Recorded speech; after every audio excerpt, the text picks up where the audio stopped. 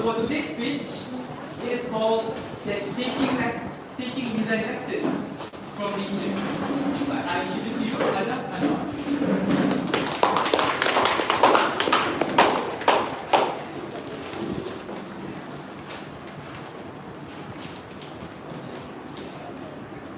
Assalamualaikum. Very good morning. I would like you to imagine a hyper-advanced civilization. This civilization has a complex and rigid social structure that has allowed them to collaborate with one another. This civilization has managed to build structures that are far larger than their body sizes. This civilization has also managed to cultivate and harvest crops to produce food for their thousands of population. And they've also figured out, I mean, it's pretty obvious, right, based on what you've seen so far. It's people. Sure you got the right slides here? That makes no sense. How can these guys ever be better than the things that we build? I mean, let's see. Number one, they're buildings, right? They're hives. They're no match to our cities, right? Yeah. When they build their hives in a flower meadow, they pollinate there, they cultivate there. When we build our cities, we strip it of its natural resources. We displace natural wildlife. Okay, fine. What about their materials, beeswax? That can be better than our plastics. Well, but beeswax doesn't pollute oceans, so end up in landfills. Okay, what about their harvesting, their honey? That can be better than our agriculture. Well, but they never ever need to use pesticides or any fertilizer for their farmers. So what's going on here? Why do they suddenly look so much better than us? And why, when we try to solve our problems, we end up in pollution and damage to the environment? As humans, we like to believe that our challenges are separate, unique to us. But let's run with it, shall we? Number one, we need to feed ourselves. Number two, we need to shelter, protect ourselves. We need efficient ways to utilize energy. Number four, we need to grow and give birth to the next generation. Number five, we need to ensure that the next generation will live better lives so they may repeat this process.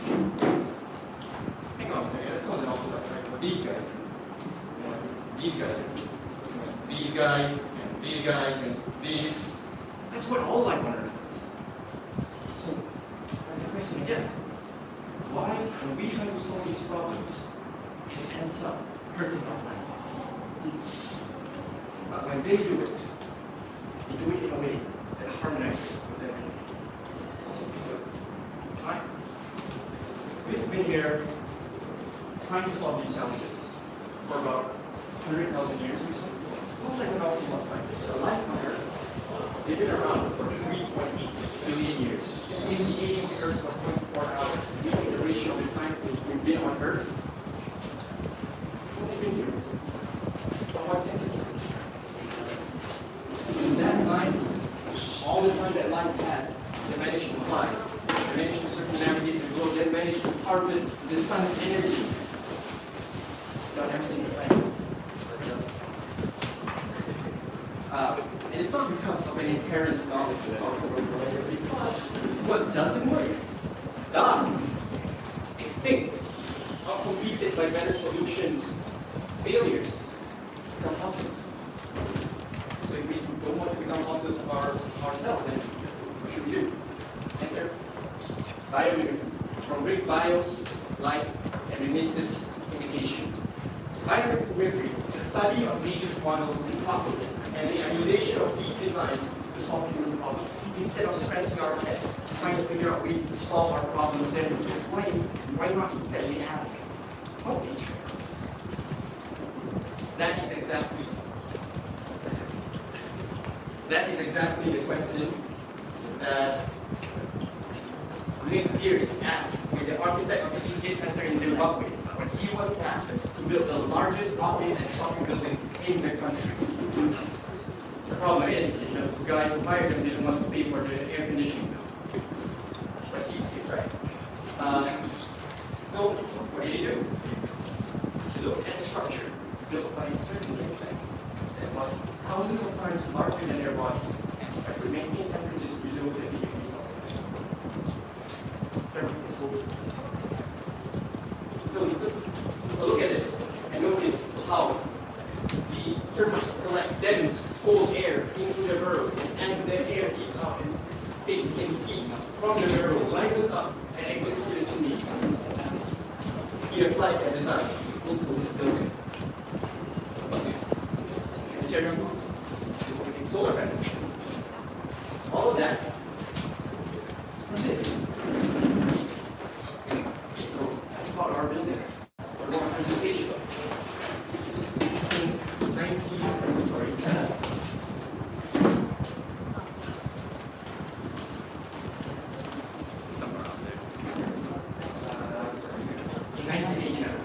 In 1989, Japan had a problem. Their bullet trains were a little too true to life, too true to their name. They were fast, they were very loud. So when it came time to redesign it, they hired 18 architects who wasn't only an engineer, but also a bird watcher. They identified the problem to be the fact that when the train enters the tunnel, it compresses air in front of it, and when it exits the tunnel, sonic boom. I was not supposed to.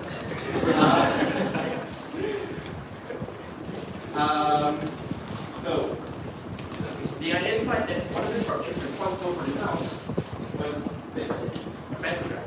This is the part that connects the train to the wires overhead that supplies the train with electricity. On the left here, you see the traditional design for a pantograph. On the right, Akatsu's redesign.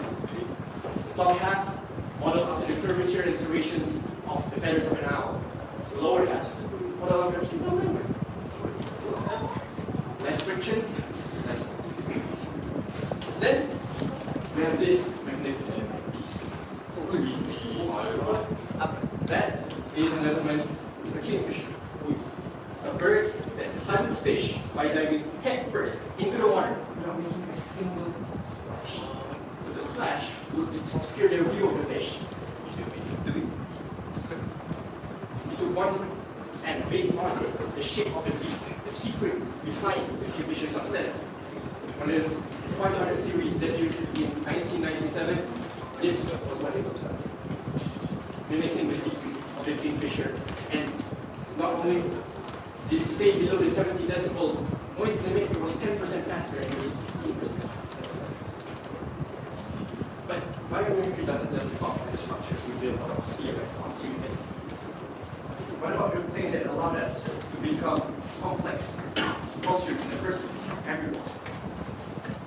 Very early on, we figured out selective breeding before very readily. We figured out that when we mix two species, two individuals that have good yield, good quality, will end up with an offspring that also has those qualities. But just like the inbreeding of the Habsburg dynasty resulted in terrible genetic qualities, we have bastardized the plants in the crops that we cultivate to the point that they are narrow in terms of genetic diversity, that they are weakened in terms of immune system, and they are removed from the natural habitats that they were originally grown. You can see here on the left, the global fertilizer consumption is constantly rising. On the right, the global pesticide consumption is constantly rising. In order to remedy this problem, we chop the soil full of fertilizer and pesticide. But look at our forests. Why don't they ever need pesticides or fertilizer? How can they grow to be such lush ecosystems without ever needing these synthetic chemicals? Well, that's exactly the question that the Land Institute in Kansas, the United States of America, asks. And they identified two key components. Number one is that 99% of plants in the American prairies are perennial. Perennial means that they can grow and continue to produce harvest every year.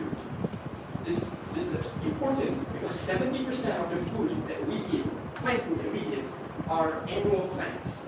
meaning that as soon as we harvest them the previous year, we need to replant them the next year, which strips the soil of all of its nutrients and good bacteria.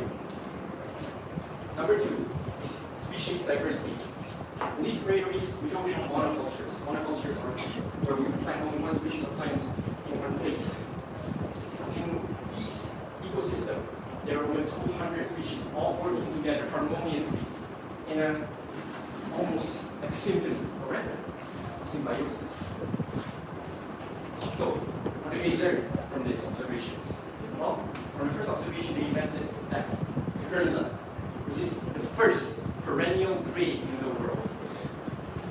This is a grain that can continuously produce harvest year after year after year, and you can see how by having the roots grow for long periods of time, they can help nurture the soil. And the second observation, we have the polyculture farming, which is not a new idea, but they certainly popularize it and help it become more common. Polyculture farming is simply to farm many different species in one plot instead of only one species that work together. And it mimics the symbiosis in natural ecosystems. And it doesn't stop there. What about these animals? Look at those vibrant blue colors. Those are made from pigments. Those are made from structural colors, beautiful structural colors. They have these nanostructures in their feathers and on their scales that allow them to bounce and reflect light in such a way that it hits our eyes and comes out in that vibrant blue color. Now, Cypress Materials believes that if we can turn this into a coating, we can remove the need for harmful and toxic and carcinogenic paints and coatings. What about the lotus leaf? It is self-cleaning. It also has nanostructures that allows water to collect debris as it rains on top of the lotus leaf. Put that on your car. You might never need to wash it again.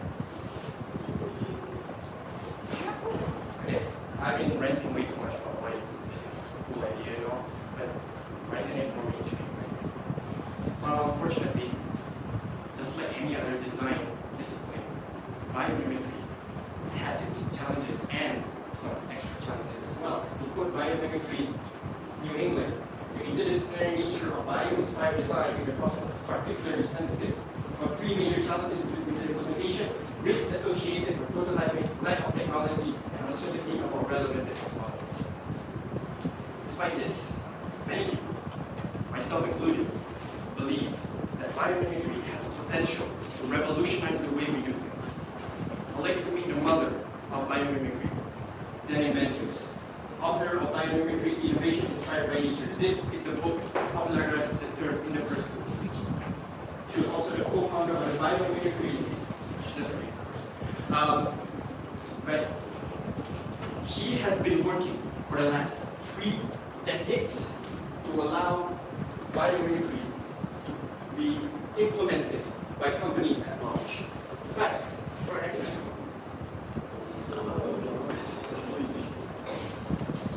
so, in this room right now, change cannot start with just a few individuals. In this room right now, there are future biologists. There are future engineers.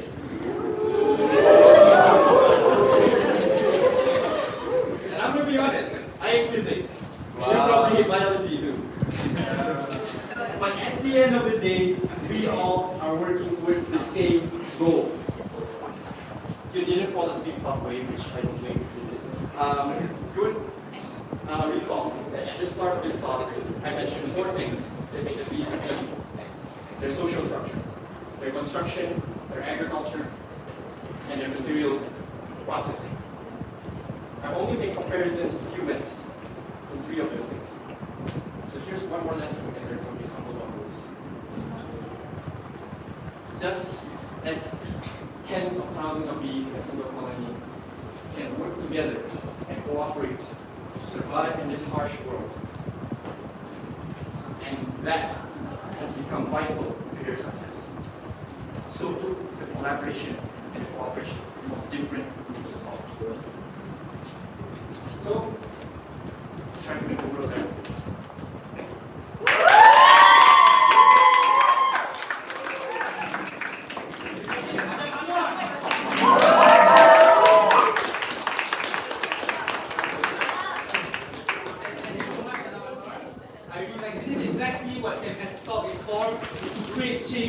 and hopefully positive change.